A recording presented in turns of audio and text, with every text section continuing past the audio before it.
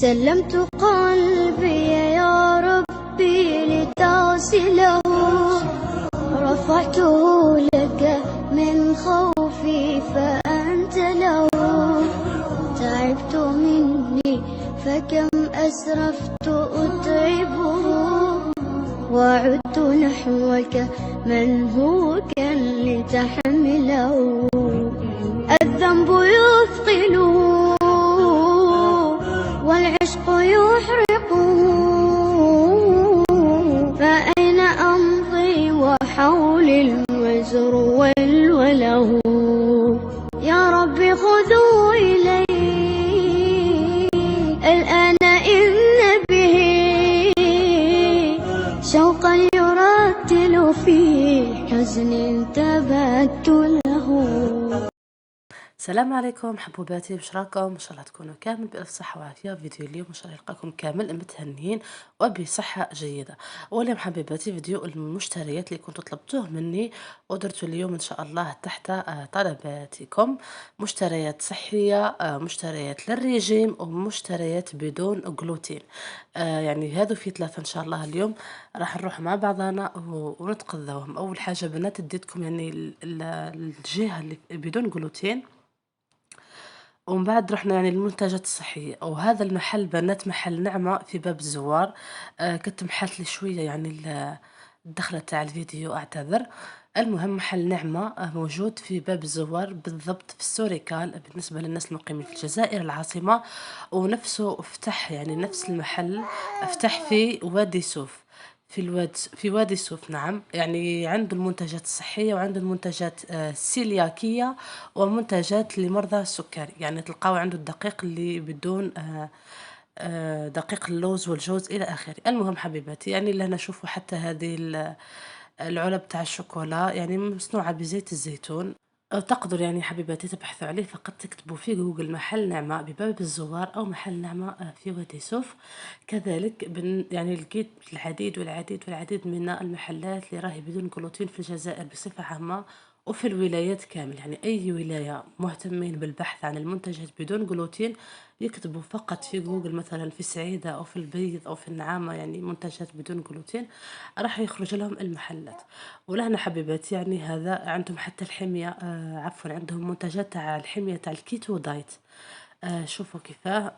ما نعرفش يعني هل هذه يعني مجرد للتجارة أو لا. والتوابل يعني التوابل كذلك بدون جلوتين، المكسرات بدون جلوتين إلى آخره. نخليكم حبيباتي تكملوا الفيديو ونعاد نولي معكم. سلمت قلبي يا ربي لتغسله، رفعته لك من خوفي فأنت له. تعبت مني فكم أسرفت أتعبه، وعدت نحوك. ولهنا حبيباتي اديتكم للمحل اللي نشر من عنده الأعشاب، الجيلاتين، سكر نبات، ملح البحري، ملح الهيمالايا ما راهوش متوفر مؤخرا، ملح الإنجليزي عنده كلش بنات. هو كذلك يعني في باب الزوار عنده كل الأعشاب، يعني عشبة الجنكة، عشبة رجل الأسد، يعني أعشاب جامي سمعتوا بها تلقاوها متوفرة عنده، يعني يوفر في كل شيء. والآن حبيباتي راح نبدأ معكم بالمشتريات وراح نذكرها معكم يعني مش فردا فردا. راح نبدأ معكم إن شاء الله. نتمنى الفيديو تاع اليوم يعجبكم. وقبل ما نبداو المشتريات ما تنسوش ديروا لي جيم وخلوا لي تعليق محفز، وما تنساوش تشتركوا في القناة إذا كنتوا جدد معايا. أول حاجة حبيباتي حبيت نوري لكم الشوفان بدون جلوتين، رقائق الشوفان بدون جلوتين. يعني حتى الوصفات اللي درتها بالشوفان تقدروا يعني فقط تستبدلوا الشوفان بدون جلوتين وتجيكم نفس النتيجة. ولهنا بنات عندي فرينة الحنطة السوداء، ابحثوا عليها في جوجل راح تعرفوا قيمتها الغذائية العالية جدا. راح نشاركها معكم مخبوزات وحلويات إن شاء الله. لهنا بنات رقائق الكينوا، يعني رقائق الكينوا كما رقائق الشوفان تقدر تحضروا بها إفطار صباحي سريع، رائعة. ونقدر كذلك يعني نحيها بكل سهولة باش نديرها في الكيكات. والأهم من هذا كله إنها بدون جلوتين، يعني حتى الناس اللي تحب تنقص من الجلوتينات بالفعل يعني نحاولوا نشرو أشياء بدون جلوتين.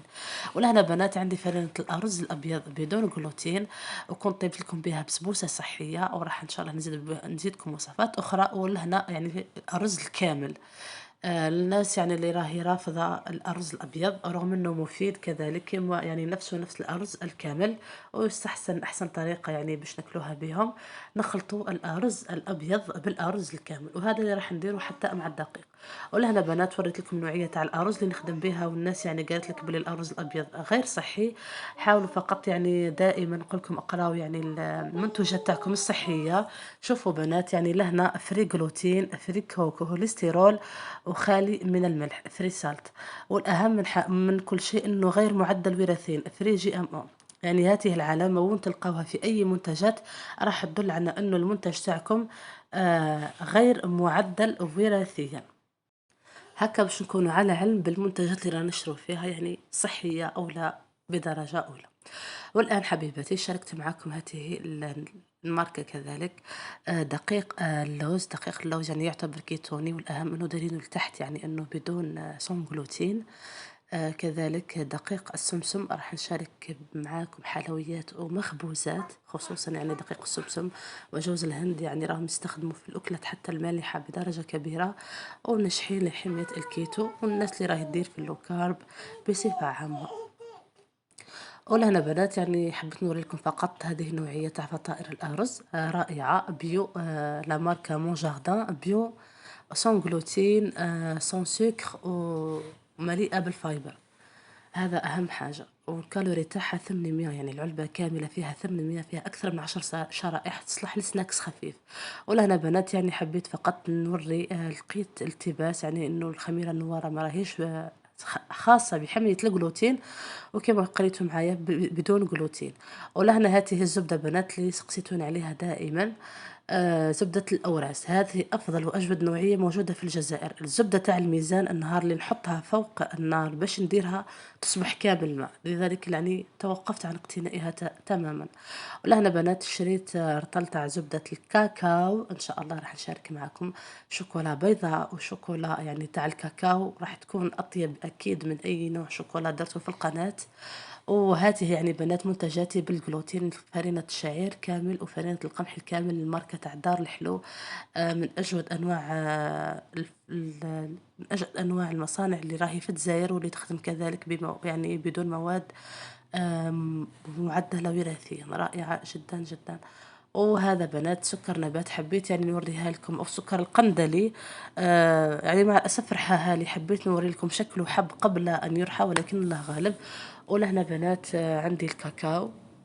الكاكاو تاعي يعني الناس اللي راهي الحمية الناس اللي راهي تاع سيلياك يستحسن يشرو اللي وريتها لكم في المحل، تكون بدون جلوتين أضمن وأضمن، ورغم انه يعني الرجل قال لي بدون جلوتين. ولهنا بنات عندي دقيق الحمص. دقيق الحمص كذلك خالي من الجلوتين. راح نشارك معاكم إن شاء الله العديد بالوصفات فيه. يعني لقيت الفرينة اللي يستخدموها خصوصا مرضى السيلياك مملوءة بالسكر وبالنشاء ومملوءة بالذرة ممكن غير المعدلة وراثيا، مملوءة بالدقيق الصويا، راح يصعب استهلاكها على مريض السيلياك واللي عنده في نفس الوقت سكري، ترفع السكر بدرجة كبيرة. لذلك البدائل الصحية راني قدمتها معكم حبيباتي في القناة. وهذه يعني شريط القليل من زريعة الكتان للوصفات إن شاء الله إذا حابين نشاركها معكم. وهذا ملح البحري بنات، ملح الهيمالايا لقيته خلاص غير متوفر. واخيرا حبيباتي او ليس اخيرا، وريت لكم المول هذا تاع الحلوى، راح نطيب لكم به حلوى بدون جلوتين، حلوى صحيه للاطفال. يعني كذلك الوصفه هذه طلبت مني وتحت طلباتكم ان شاء الله. انتظروا هالفيديو المقبل باذن الله. والان واخر حاجه حبيباتي القهوه. هذه القهوه بنات شوفوا يعني متوفره نوعين في الجزائر، قهوه ارابيكا وروبيستا. يستحسن يعني تخلطوهم ما بيناتهم، والتحميص ما ينقصش من القيمة الغذائية تاع القهوة، بالعكس يرفع من تركيز المضادات الأكسدة فيها ويرفع من تركيز فوائدها.